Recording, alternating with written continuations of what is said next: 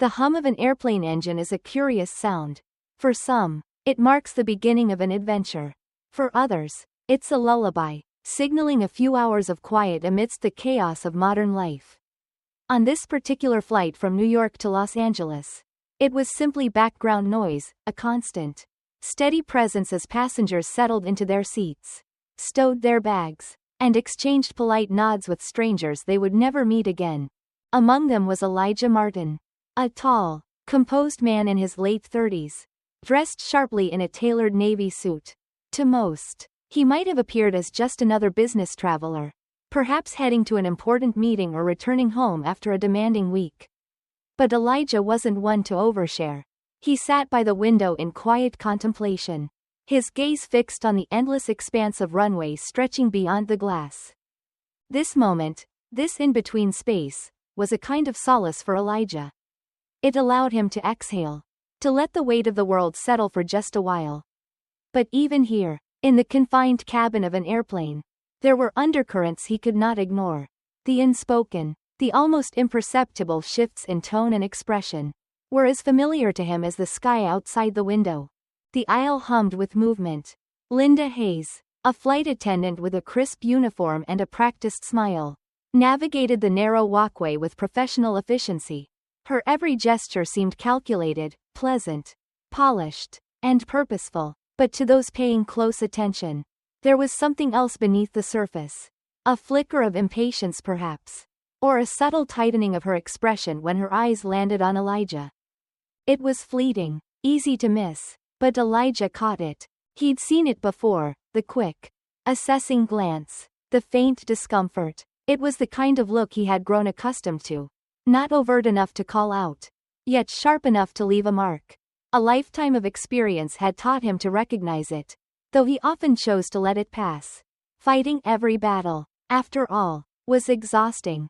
As the plane began its slow taxi to the runway, Elijah leaned back in his seat and closed his eyes, willing himself to focus on the hum of the engine rather than the tension in the air. The week had been long, and the hours ahead stretched before him like a much-needed reprieve. He would not let a glance, a tone, or even the weight of unspoken prejudice derail the peace he sought. The flight took off smoothly, the world shrinking below as the plane climbed higher into the clouds. Elijah felt a familiar sense of detachment, a reminder of how small and insignificant the daily grind seemed from this altitude.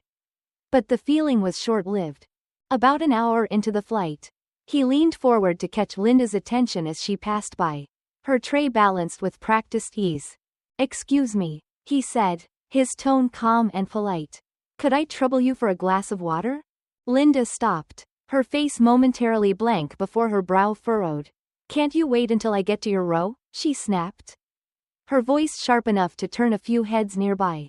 Elijah blinked, surprised but measured. "Of course," he replied evenly, "whenever it's convenient." She huffed, muttered something under her breath, and moved on without another word. The interaction was brief, almost insignificant in the grand scheme of things. Yet it lingered, not just for Elijah but for the passengers who had overheard. Some exchanged uneasy glances. Others buried their faces in their books or phones. Unwilling to involve themselves, Elijah leaned back, his expression betraying nothing. He had no intention of making a scene or escalating the moment. Experience had taught him otherwise. The sting of moments like these was not in their drama but in their quiet, cutting familiarity. It was the weight of knowing this was not the first time. Nor would it be the last. Outside the window, the world remained unchanged. Clouds stretched endlessly over a patchwork of land and sea. Inside, however, a storm had begun to brew. Unseen but palpable, Elijah closed his eyes again, letting out a slow breath. He would wait, as he always did, wait for the moment to pass. Wait for the chance to prove, yet again, that dignity could withstand the sharpest slights. And so, the hum of the engine continued, masking the quiet tension that filled the cabin, a reminder that even miles above the ground, some struggles refused to stay earthbound. The cabin had settled into a quiet rhythm, a baby's soft coos mixed with the distant murmur of conversations, and the faint clinking of ice in plastic cups punctuated the ambient hum. Elijah Martin sat with his hands folded neatly in his lap, his gaze steady on the clouds just beyond the window. Outside, the sky was vast and unbroken, a striking contrast to the subtle but jagged tension lingering inside the plane. It wasn't a new feeling for Elijah. In his experience, discomfort often arrived unannounced and subtle, like an unwelcome draft slipping through a sealed window. It didn't need words or grand gestures to announce itself. It was in the way Linda Hayes had handled his simple request for water earlier, her curt tone, her unwillingness to meet his eyes. The passengers who had overheard had shifted in their seats, their unease more visible than their willingness to intervene. The cabin's temporary peace was broken when Linda returned, walking briskly down the aisle with her service cart. Her expression remained polished, but her movements were clipped, her demeanor growing colder with each row she passed. When she reached Elijah's seat again, the edge in her voice was unmistakable. "You," she said, her words sharp enough to draw attention. "I need you to stop causing disruptions." Elijah's brow furrowed, his voice steady but confused. "I don't believe I've been disruptive. I only asked for a glass of water earlier." Her lips pressed into a thin line, and she leaned closer, her words dropping to a muttered accusation. "You people always think you deserve special treatment." For a moment, the hum of the engines seemed louder, filling the space left by her words. The quiet gasp from a nearby passenger cut through the silence like a knife. But no one spoke up. Elijah met her gaze, his expression calm yet unyielding. "I'm not asking for special treatment," he said quietly. "I only asked for a glass of water, as any other passenger might." His response, calm and measured, only seemed to fuel her frustration. Linda's face flushed as she muttered something under her breath, inaudible to most but clear enough to Elijah. He knew the cadence of words like those, even when they came in whispers. They were the same words that had followed him through life in different forms, dressed up in different disguises but always carrying the same weight. Linda's hand tightened on the cart's handle, and for a fleeting moment, it seemed as though she might leave it there, might let the moment pass without further escalation. But something drove her further, a mix of frustration, embarrassment, or perhaps an unwillingness to back down in front of so many eyes. Her hand moved faster than thought. The slap was swift, a flash of motion that seemed to suspend time for a fraction of a second. It wasn't loud, not in the grand scheme of the bustling cabin, but its impact reverberated in the stunned silence that followed. Every head turned, and the weight of collective shock settled over the rows like a heavy blanket. Elijah didn't react immediately. His cheek burned, but he didn't raise his hand to it. Instead, he met her gaze, his expression unchanged, calm, resolute, and steady in a way that seemed to unnerve her. Linda froze, her own hand trembling as realization began to dawn on her. The silence in the cabin deepened. Passengers exchanged wide-eyed looks, whispers spreading like ripples in a still pond. Yet no one spoke aloud. No one stood. It was as though the moment had paralyzed them all, leaving Elijah to bear the weight of the encounter alone. Slowly, deliberately, he rose from his seat. He didn't look at the other passengers, didn't seek their validation or outrage. His focus remained fixed on Linda, who took a small step back, her confidence faltering under his unwavering gaze. "I'd like to have a word with you," Elijah said, his voice quiet but firm. Linda's eyes darted around the cabin, her polished veneer crumbling. "What now?" she snapped, though her voice lacked the sharpness it carried earlier. "Haven't you caused enough trouble?" Elijah tilted his head slightly, studying her. His voice remained steady, carrying no hint of anger, only a quiet strength that was impossible to ignore. "It's not trouble to ask for kindness. But perhaps I need to ask differently." For a long moment, the aisle between them felt like a chasm, wide and impossible to cross. And yet, as the passengers watched in silence, something began to shift. The unspoken tension that had been building since the flight began was no longer quiet or hidden. It was laid bare for all to see, demanding acknowledgement. Elijah didn't look away. He stood, steady and resolute, a man unshaken by the storm brewing around him. And in that moment, the hum of the engine, the soft murmur of passengers, it all fell away, leaving only the weight of what had been said, and what might still be. The cabin's atmosphere was heavy, weighed down by an unspoken tension that lingered long after the confrontation. Though the airplane continued its smooth journey through the skies, the sense of ease among the passengers had fractured. They sat straighter in their seats, eyes darting toward Elijah and Linda as if drawn to the invisible line that now divided the cabin. Elijah stood quietly, his posture unthreatening but firm. His face remained calm, his expression betraying neither anger nor humiliation. Instead, it reflected a quiet endurance, the kind that only comes from a lifetime of weathering moments like these. He wasn't surprised by Linda's actions, but that didn't make the sting of them any less profound. Linda, still clutching the handle of the service cart, seemed frozen in place. Her once polished demeanor had begun to crack, exposing the unease beneath. She avoided Elijah's gaze, her hands trembling slightly as her breath came in short, shallow bursts. Around her, passengers whispered in hushed tones, their discomfort palpable but their involvement non-existent. No one wanted to take sides, no one wanted to make it their problem. Elijah broke the silence first, his voice calm and measured. "That tattoo on your wrist," he said, gesturing subtly toward her hand. "Does it have a meaning to you?"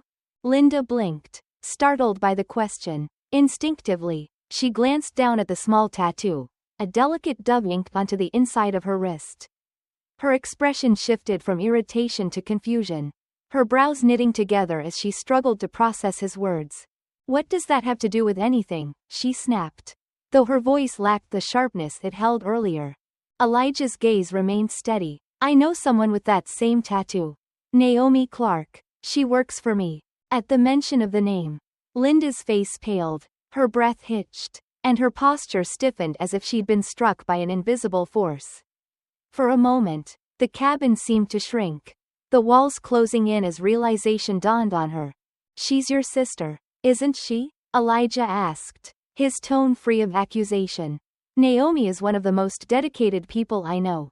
She's spent her career fighting for equality, for understanding. She's talked about you before, about how much she admires you." Linda's lips parted, but no sound came out. Her shoulders slumped, and she looked away, her gaze fixed somewhere on the floor. The murmurs among the passengers grew softer as the weight of Elijah's words settled over the cabin. "I don't think Naomi would be proud of what just happened here," Elijah continued, his voice quiet but unyielding. "She's worked so hard to make the world a more inclusive place, to help people see each other as equals. And now, I've been treated as less by her own sister." Linda's head snapped up, her face a mixture of shame and disbelief. I didn't know," she stammered, her voice barely audible. "I had no idea." "That's the problem," Elijah replied, his tone unwavering. "We often don't realize the harm we're doing until it's too late. But that doesn't make the hurt any less real." The silence that followed was profound, stretching across the cabin like a thick fog. Linda's hands trembled as she clenched the handle of the cart, her eyes glassy with unshed tears. She didn't speak, but her expression said more than words could. For the first time, she seemed to see the weight of her actions, not just as a professional failing, but as a personal one. Elijah took a step back, giving her space. He didn't want to humiliate her, nor did he seek an apology. He simply wanted her to understand, to reflect, to see the humanity in him that she had chosen to overlook. "You can choose to change," he said softly, his voice carrying over the hum of the engine. "It's not too late. For yourself, for the people who look up to you." Linda nodded faintly, her movements slow and uncertain. Her gaze lingered on Elijah for a moment longer before she turned, pushing the cart down the aisle without another word. The passengers remained quiet as she moved away, their faces a mix of discomfort and curiosity. Some exchanged glances, others avoided looking altogether. Elijah returned to his seat, exhaling slowly as he sat down. His cheek still stung from the slap, but the pain was secondary now, a physical echo of a deeper ache. Outside, the sky was unchanging, vast and indifferent to the events inside the plane.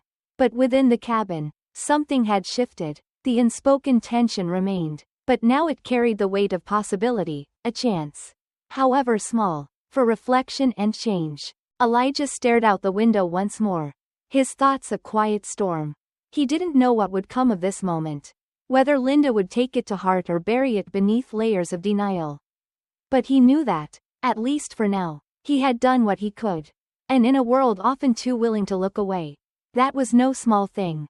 The plane hummed steadily as it moved through the high-altitude quiet of the afternoon sky. The cabin, though calmer now, still held onto an invisible tension. Passengers were subdued, speaking in murmurs or keeping to themselves. Their earlier curiosity replaced by a reflective stillness. Something had shifted, subtle yet undeniable. Elijah sat in his seat, gazing out of the window as the clouds stretched endlessly across the horizon. His face remained calm, as though carved from stone.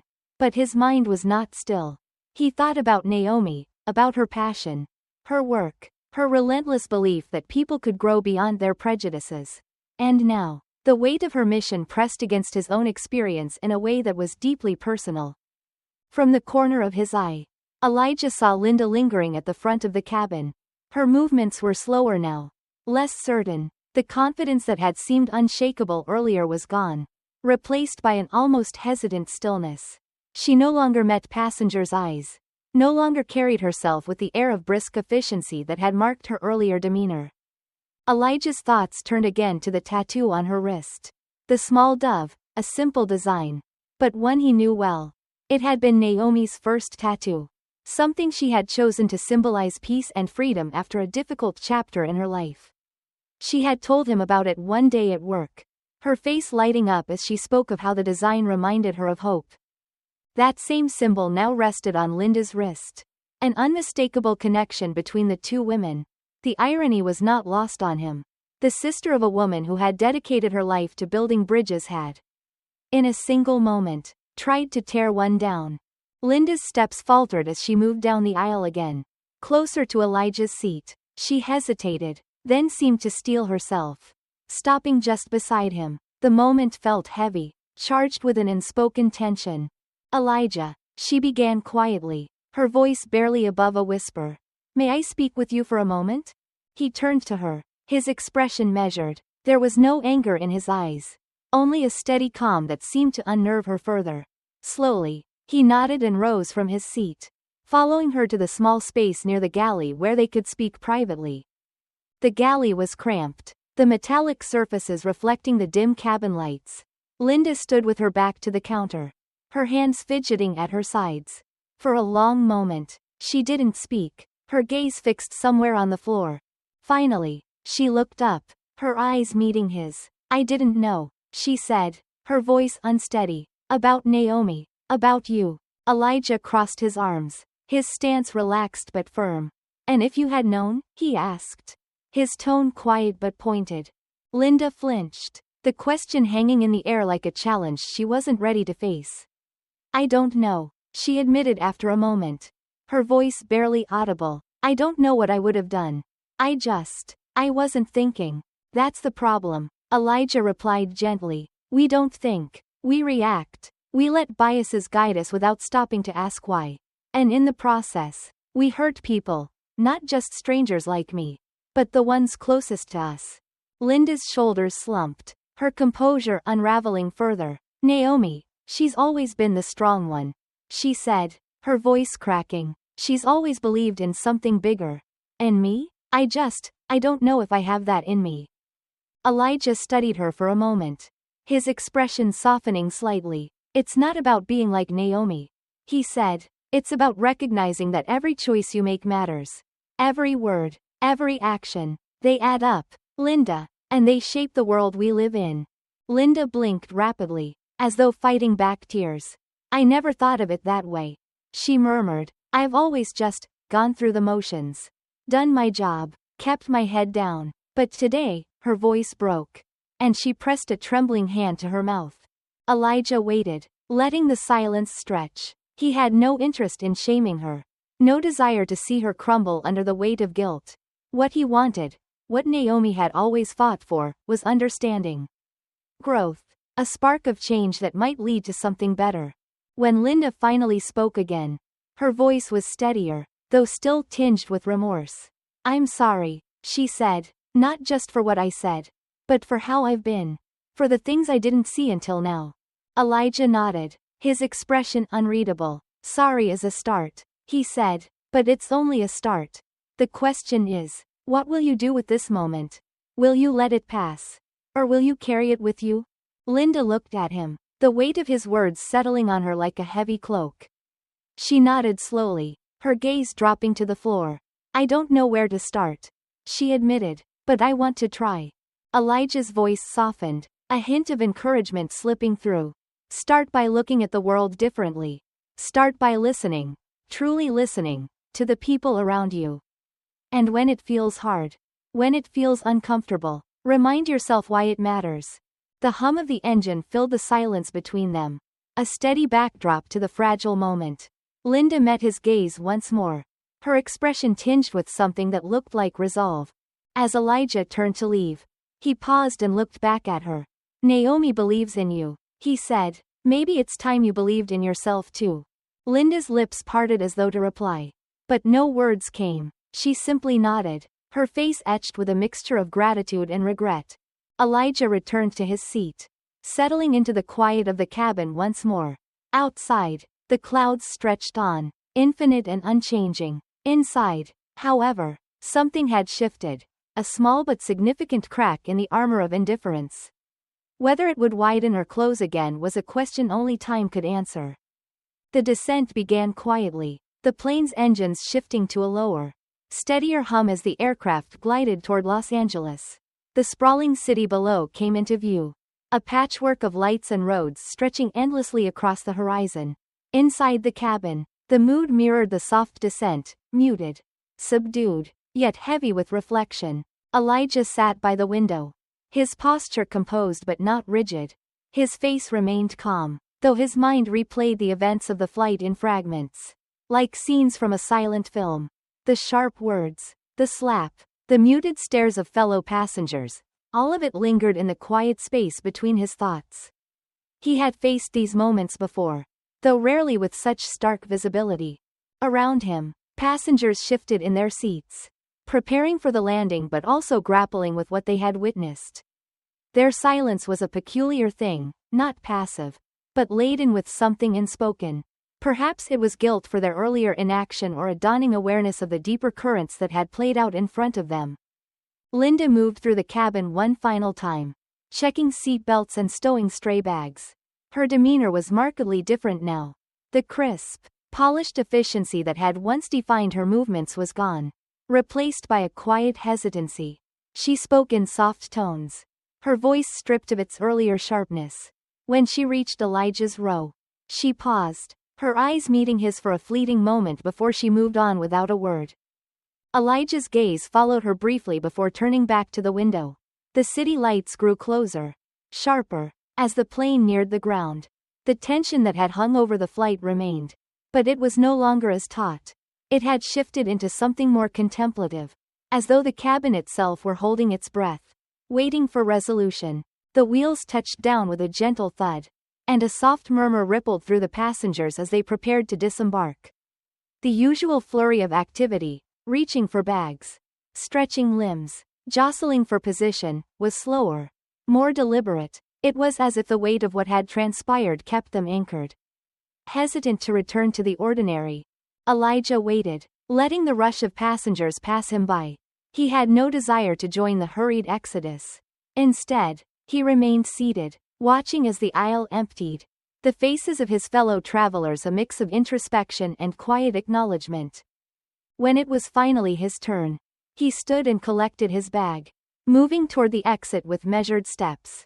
Linda stood by the door, as was customary, but her posture was different now, her shoulders slightly hunched, her gaze lowered. As Elijah approached, she straightened, her eyes meeting his with a mixture of remorse and something that resembled gratitude.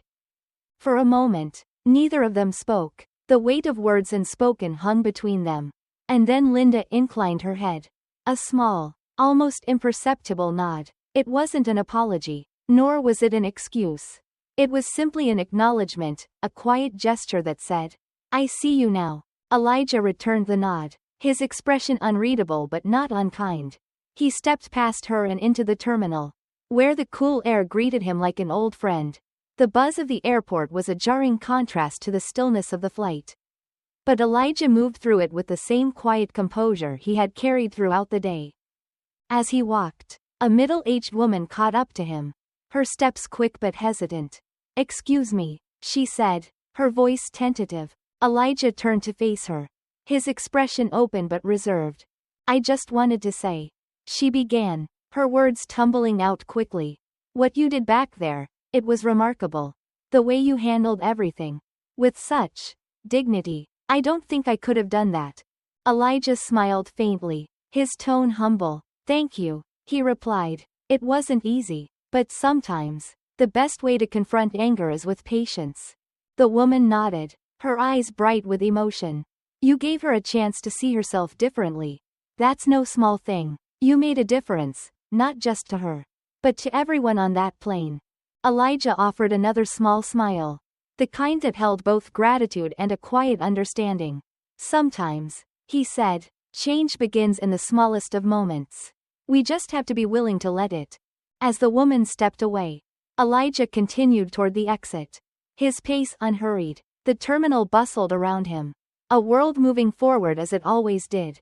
Yet, for a brief moment, he allowed himself to pause, to take in the quiet satisfaction of knowing that even amidst turbulence, both literal and metaphorical, he had stayed true to himself.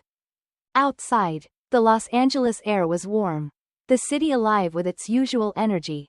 But for Elijah, there was a peace in knowing that, high above the ground, something had shifted. Perhaps it was small, imperceptible to most, but it was real, and in a world often resistant to change, that was enough. The following morning, Elijah sat in his office, the city's early sunlight streaming through the wide windows.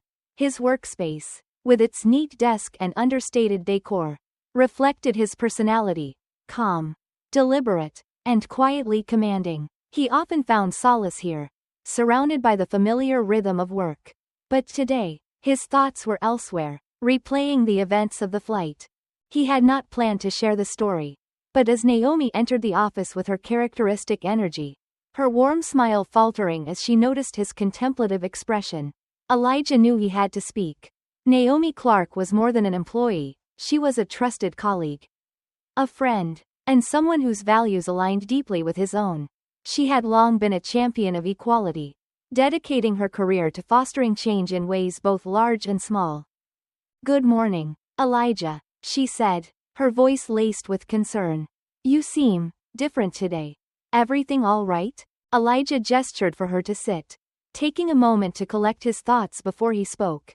"Naomi," he began, his tone quiet but steady. "Something happened yesterday, on my flight back from New York." Her expression shifted, curiosity and apprehension mingling in her gaze. "What happened?" she asked gently. Elijah recounted the story, his voice even, his words measured. He spoke of Linda's dismissive tone, the escalation, and finally, the confrontation that had brought the flight to a silent standstill.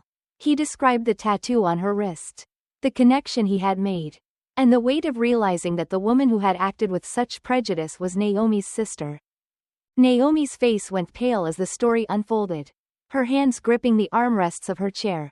When he mentioned Linda's name, a quiet gasp escaped her lips, and she pressed a hand to her mouth. "Linda," she whispered, her voice trembling. "My sister, she did that?"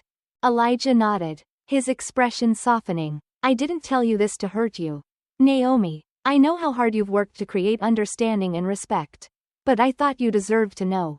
Tears welled in Naomi's eyes, and she looked down, her shoulders sagging under the weight of her emotions. "I don't know what to say," she murmured. "I knew Linda struggled with certain views.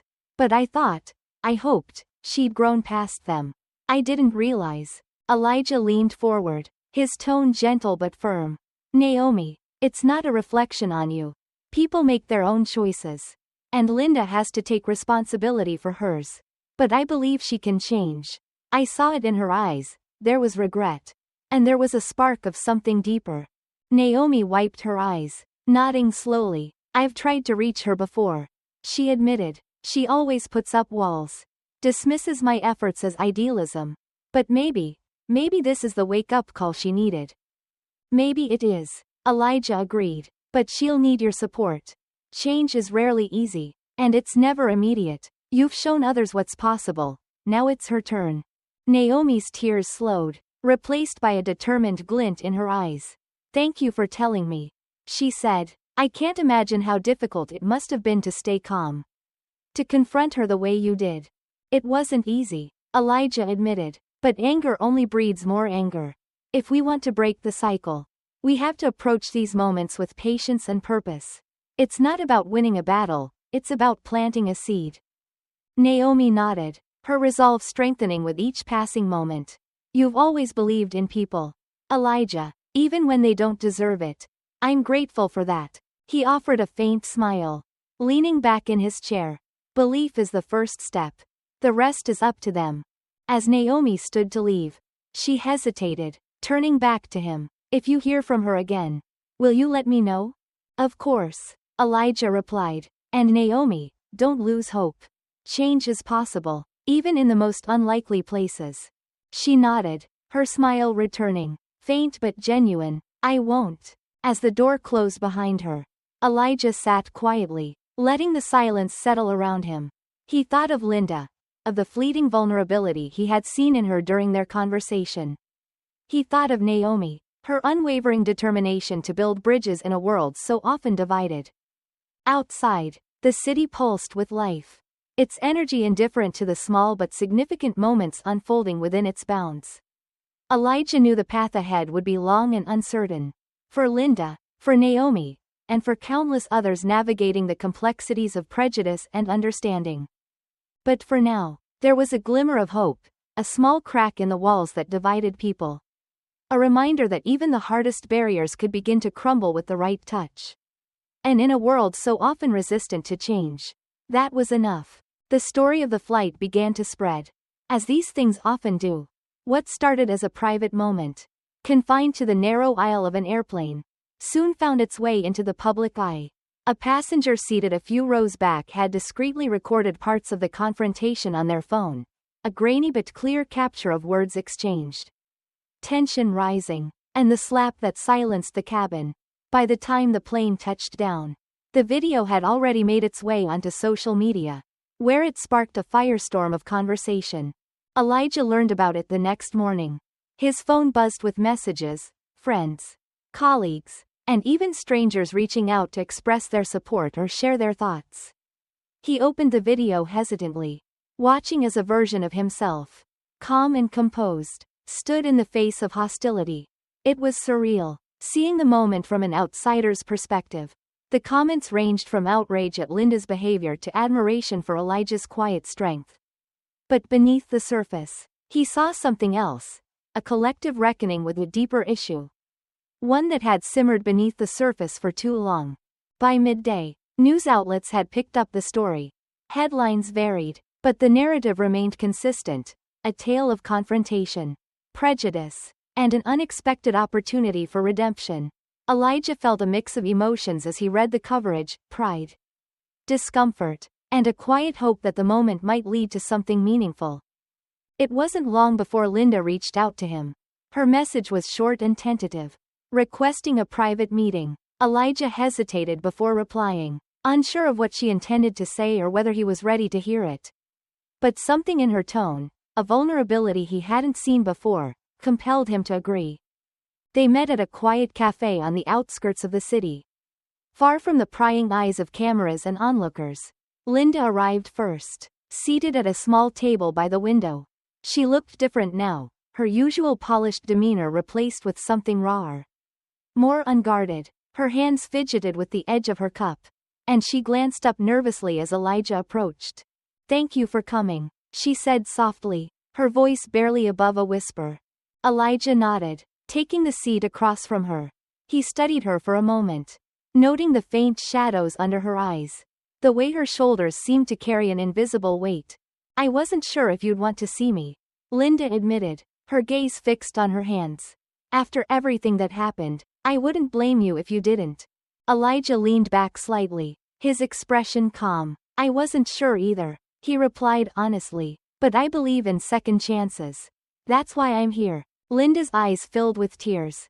and she blinked rapidly, trying to compose herself. I've been doing a lot of thinking since the flight, she said. About what I said, what I did, and about Naomi, and you.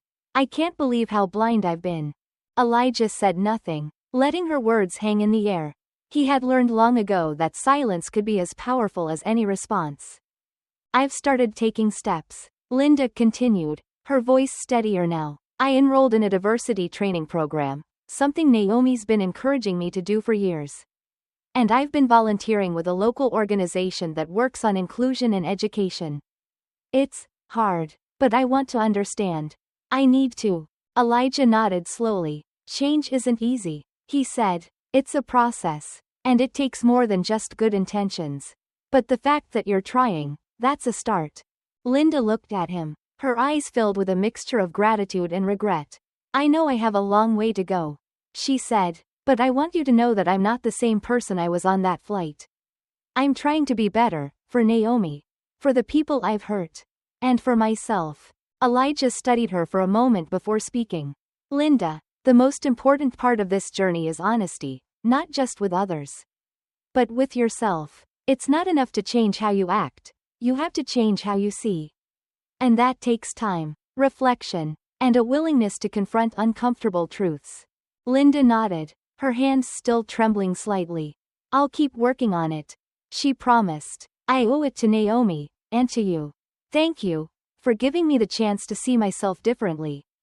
Elijah offered a faint smile, one that held both forgiveness and quiet encouragement. It's not about me, he said. It's about what you do with this opportunity. The real work starts now. They parted ways shortly after. And as Elijah walked back to his car, he felt a quiet sense of resolution. The road ahead would be long, for Linda, for the people like her, and for the world at large. But for the first time, he saw a glimmer of hope. A reminder that even small ripples could grow into waves. The video of the incident continued to circulate, sparking conversations in homes, workplaces, and communities across the country. People debated, reflected, and, in some cases, acted. It wasn't a revolution, but it was a step, a small yet meaningful shift in the collective consciousness. For Elijah, the experience reinforced a simple truth. Change doesn't come from grand gestures or sweeping reforms alone. It comes from moments like these, quiet, personal, and deeply human, moments where one person chooses to see another in a different light. And in a world often divided by fear and misunderstanding, those moments mattered more than anything. Months passed, and the incident aboard the flight faded from the headlines, replaced by the ever-shifting currents of news and public discourse. But for those directly involved, the experience lingered, not as a moment of shame or spectacle, but as a quiet turning point. The echoes of what had happened continued to ripple outward, affecting lives in ways both visible and unseen. For Elijah, life resumed its usual rhythm. He returned to his work, his days filled with meetings and initiatives aimed at fostering inclusion within his company and beyond. Yet, something had changed within him. The flight had reminded him of the quiet power of individual actions, the potential of even the smallest gestures to create waves. One crisp autumn morning, Elijah arrived at his office to find Naomi waiting for him, a nervous energy in her posture. She stood as he approached, her usual bright smile tinged with something deeper, anticipation, perhaps, or quiet hope. Elijah, she began, Linda's here. She asked to meet with both of us. Elijah paused, his expression unreadable. It had been months since he'd last seen Linda. Though Naomi had kept him updated on her progress, he knew she had continued her diversity training, immersing herself in uncomfortable but necessary conversations. She had even reached out to some of the passengers from the flight, offering apologies and reflecting on the experience. Is she ready for this? Elijah asked, his tone even. Naomi nodded. I think she is, and I think it would mean a lot for her to hear from you. With a small nod, Elijah gestured for Naomi to lead the way. They walked to the conference room together, where Linda sat waiting. She rose as they entered, her hands clasped tightly in front of her. She looked different, more composed, but also more grounded. Her polished veneer had been replaced with something genuine, unguarded. Thank you for seeing me, Linda said, her voice steady but quiet. Elijah took a seat across from her, nodding slightly. Of course. There was a moment of silence, the weight of shared history hanging in the air. Then Linda spoke, her words deliberate and heartfelt.